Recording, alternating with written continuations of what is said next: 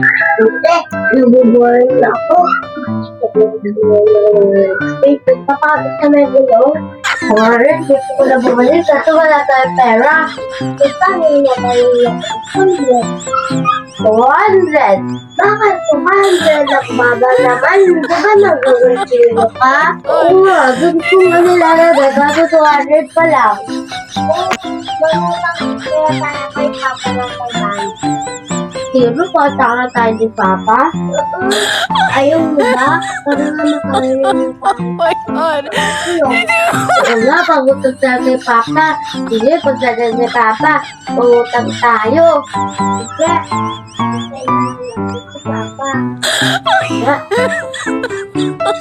Oh my God! Pagdagan tayo ni Papa. Ay, nako, anak. Uy, ay grabe, pawis ako. Pagod. Bumili ako ng bigas. Ay, mangutang. Ba't kayo mangungutang sa akin? Anong trabaho nyo para mangutang? Bakit? Ano bibili nyo? Ay nako, yung pangarap nyo na naman na may gulong. Anak, di ba sinabi ko sa inyo kung gusto nyo makabili ng may gulong, pag sumikapan nyo, nagaganchilyo kayo, di mag... Oo nga, 200 pa lang naipon nyo. Di mag-alok pa kayo ng ganchilyo para may bumili sa inyo, makaipon pa kayo. Di ba? Kesa naman yung ano na ganyan, pinipilit nyo.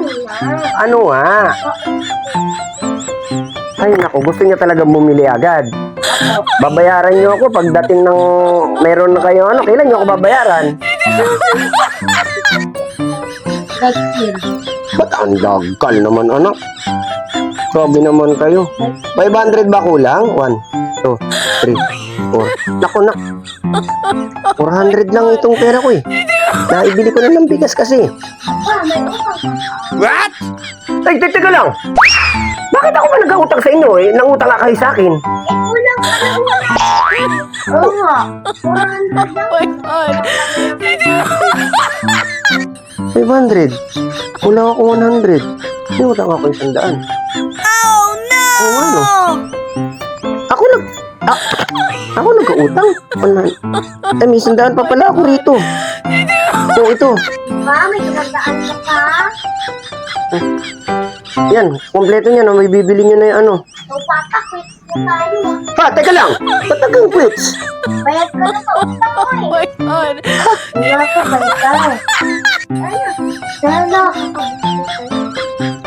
Quit na tayo pa. Papa, bye-bye. Oo. Ako nag-utang. Oh my God!